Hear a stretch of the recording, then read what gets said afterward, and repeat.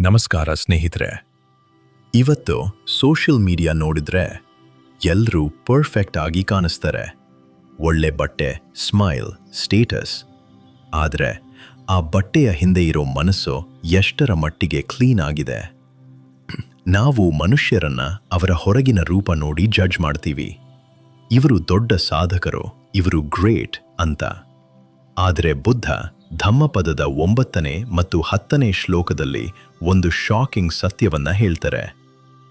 ಅನಿಕ್ಕಸಾವೋ ಕಸಾವಂ ಯೋ ವತ್ತಂ ಪರಿದಹಿಸ್ಸತಿ ಅಪೇತೋ ದಮಸಚ್ಚೇನ ನಸೋ ಕಸಾವಮರಹತಿ.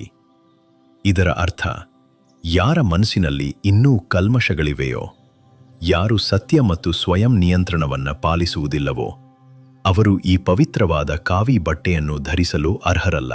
ಅಂದರೆ ಬರೀ ಬಟ್ಟೆ ಬದಲಾಯಿಸಿದರೆ ಸಾಲದು, ಮನಸ್ಸು ಬದಲಾಗಬೇಕು.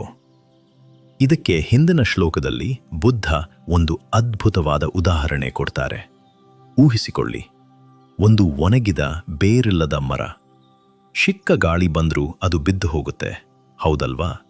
ನಮ್ ಲೈಫ್ ಕೂಡ ಅಷ್ಟೇ. ಯಾರು ಬರೀ ಸುಖ, ಭೋಗ ಮತ್ತು ಅಂದಚಂದದ ಹಿಂದೆ ಹೋಗ್ತಾರೋ, ಜೀವನದಲ್ಲಿ ಸಣ್ಣ ಕಷ್ಟ ಬಂದ್ರೂ ಅವರು ಆ ಒಣಗಿದ ಮರದ ಥರ ಮುರಿದು ಬೀಳ್ತಾರೆ.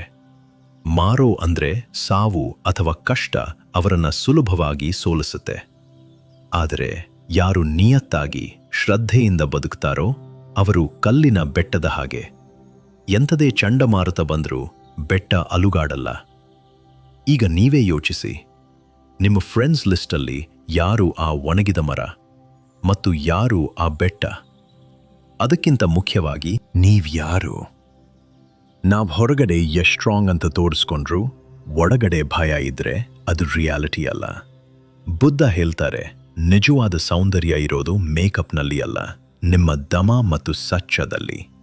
ಸೊ ಇವತ್ತಿನ ಪಾಠ ಇಷ್ಟೇ. ಬಣ್ಣದ ಮಾತಿಗೆ ಮರುಳಾಗಬೇಡಿ ಮತ್ತು ಬೇರೆಯವರು ನಿಮ್ಮ ಬಗ್ಗೆ ಏನ್ ಅಂದ್ಕೊಳ್ತಾರೆ ಅಂತ ಚಿಂತಿಸಬೇಡಿ. ನಿಮ್ಮ ಮನಸ್ಸು ಶುದ್ಧವಾಗಿದ್ರೆ ನೀವು ಯಾರಿಗೂ ಉತ್ತರಿಸಬೇಕಿಲ್ಲ. You are worthy. ಮುಂದಿನ ವಿಡಿಯೋದಲ್ಲಿ ಜೀವನದಲ್ಲಿ ಯಾವುದು ಸಾರ, ಯಾವುದು ಅಸಾರ ಅನ್ನೋದನ್ನ ನೋಡೋಣ. ವಿಡಿಯೋ ಇಷ್ಟ ಆಗಿದ್ರೆ ಲೈಕ್ ಮಾಡಿ. ನಮಸ್ಕಾರ.